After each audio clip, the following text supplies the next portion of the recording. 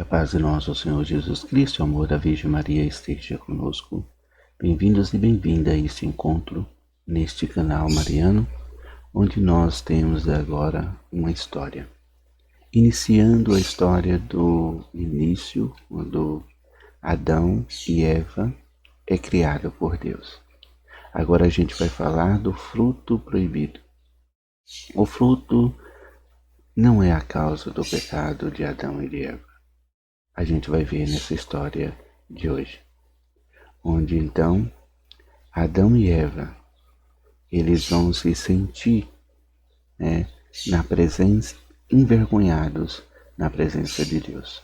O medo toma ali, então, o seu ser, o seu sentimento.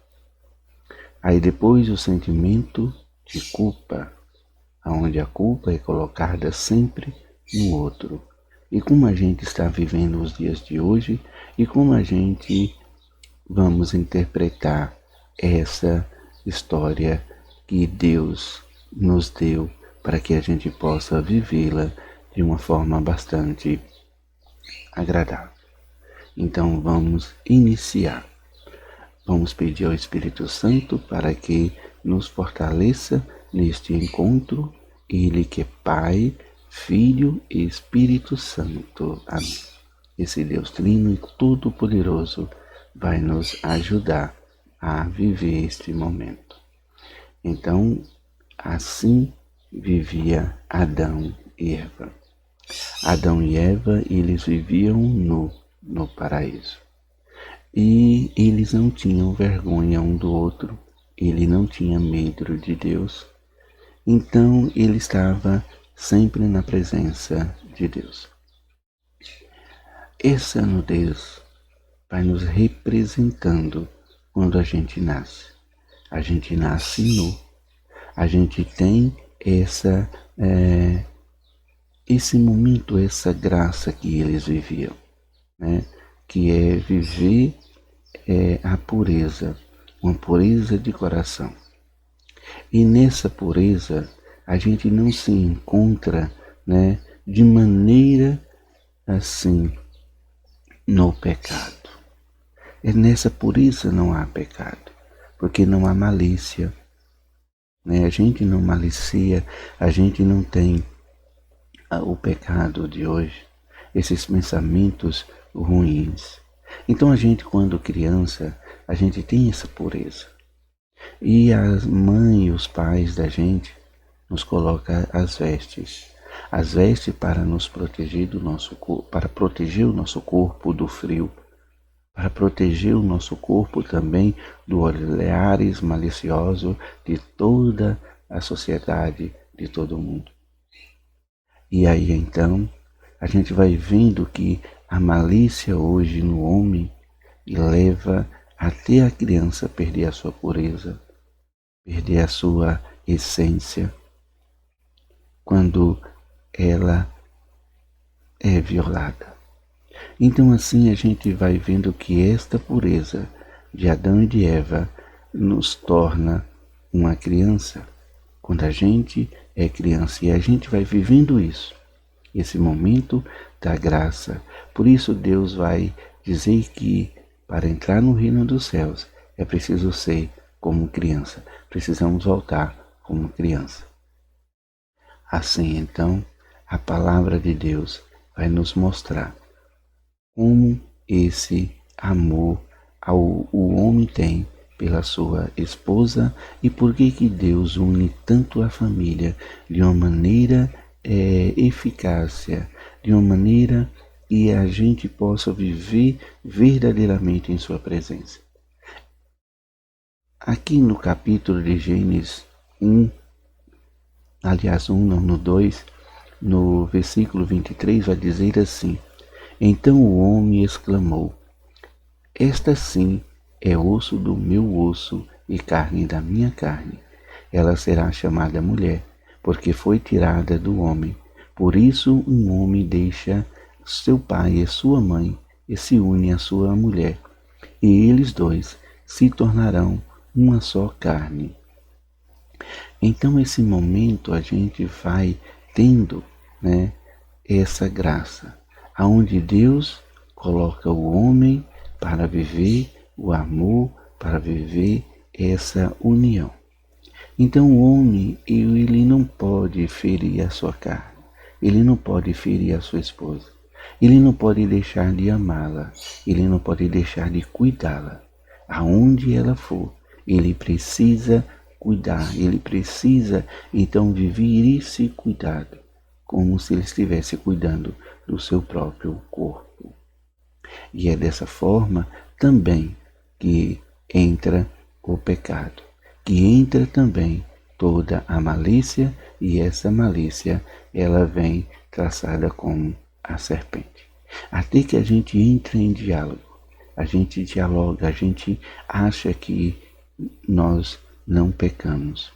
Nós não somos como o outro que pecou, porque aquele outro é fraco, aquele outro é mau caráter, é isso, é aquilo outro, mas eu não peco.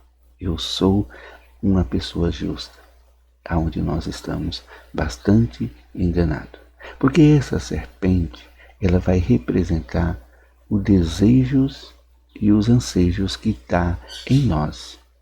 Não é pelo fruto que Adão e Eva pecou, mas quando a serpente foi falar com Eva, dialogar com Eva, então vai abrindo em nosso ser um desejo, uma vontade, que essa vontade ela cresce e aí ela vai se tomando forma, tomando conta do nosso ser, e a gente vai então deixando essa semente crescer em nós.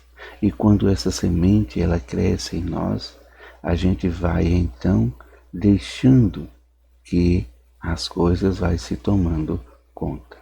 Vamos ver então na palavra de Deus sobre a serpente e por que é usado a imagem da serpente. A serpente era no 3º capítulo, versículo 1 do livro de Gênesis. A serpente era o mais astuto de todos os animais do campo que Javé Deus havia feito. Ela disse para a mulher: é verdade que Deus disse que vocês não devem comer de nenhuma árvore do jardim? A mulher respondeu para a serpente: nós podemos comer dos frutos das árvores do jardim, mas do fruto da árvore que está no meio do jardim, Deus disse: vocês não comerão deles, nem o tocarão, do contrário vocês vão morrer. Então a serpente disse para a mulher: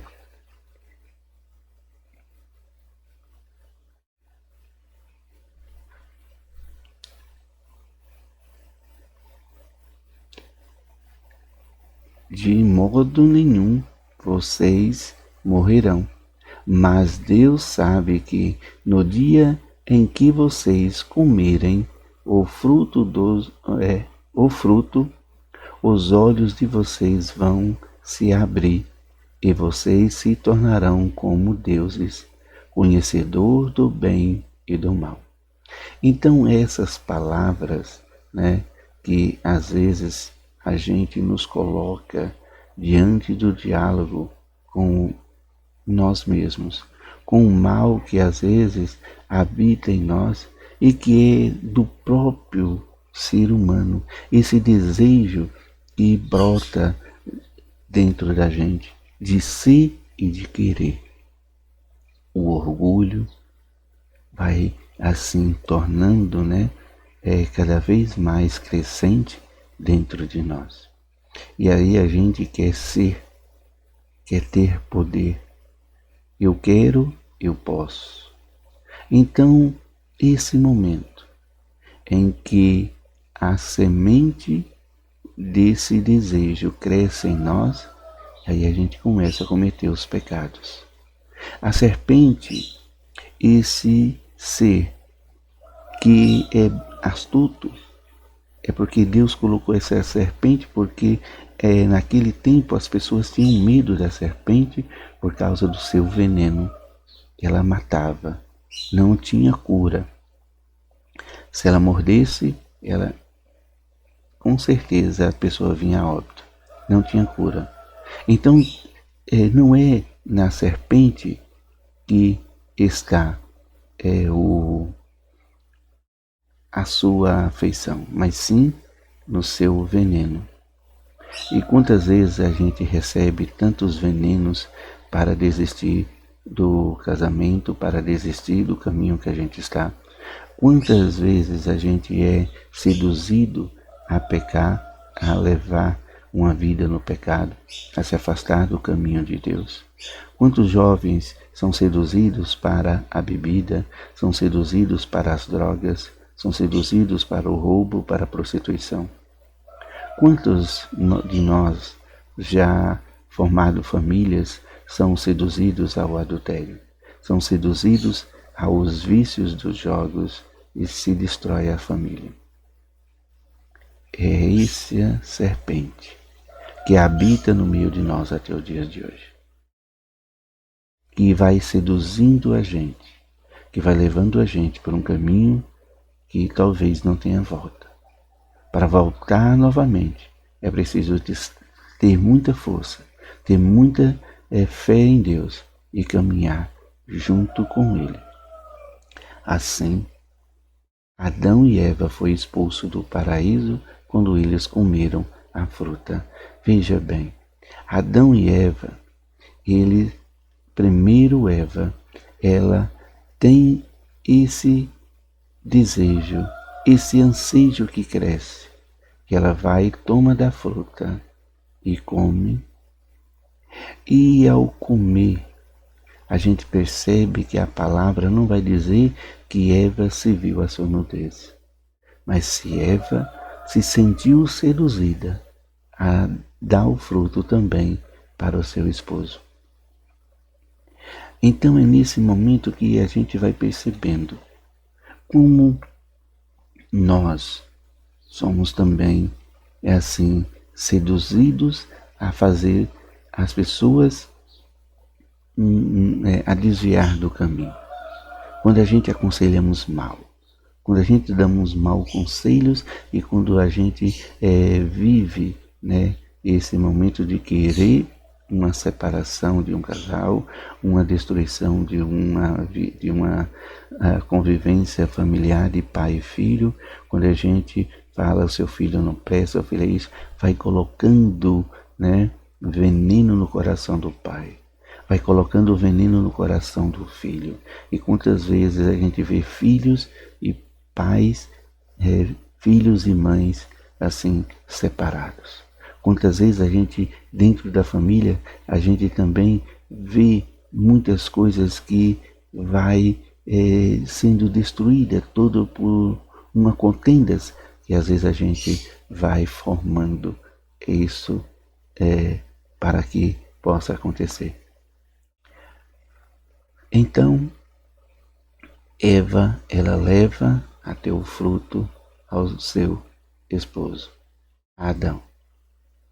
Adão, então, olhando para o fruto, olhando para sua esposa, e ela olhando para ele que ainda não abriu os seus olhos, mas quando Adão come da fruta, os olhos dos dois se abrem e ele se vê nu.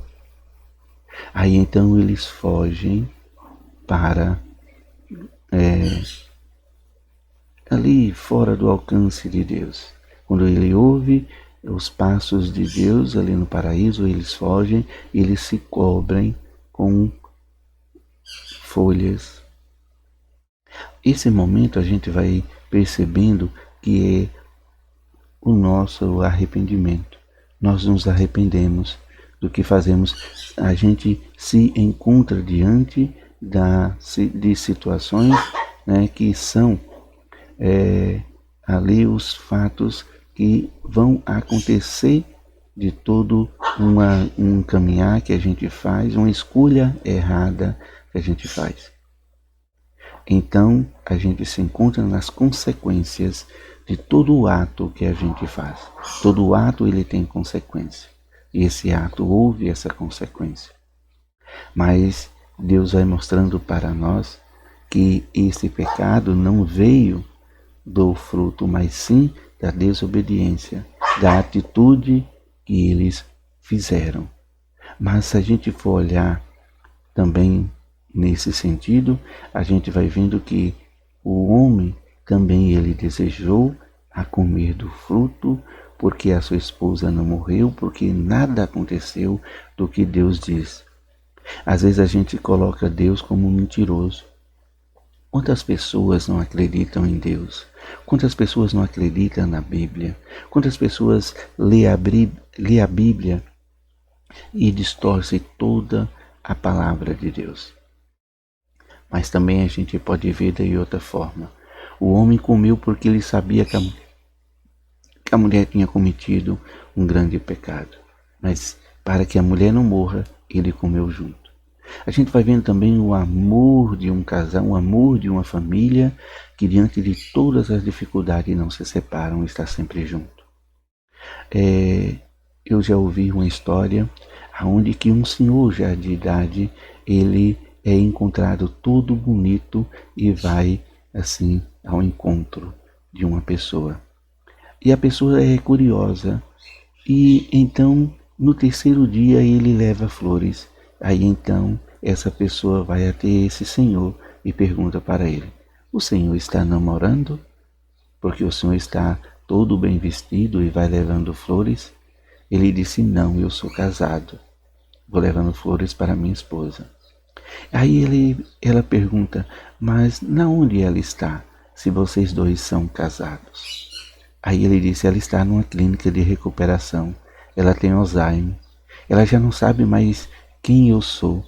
Ela já não conhece mais ninguém. Eu não tenho como cuidar dela. Eu coloquei ela nessa clínica por ser uma das melhores clínicas, para que ela possa ter o melhor dos cuidados.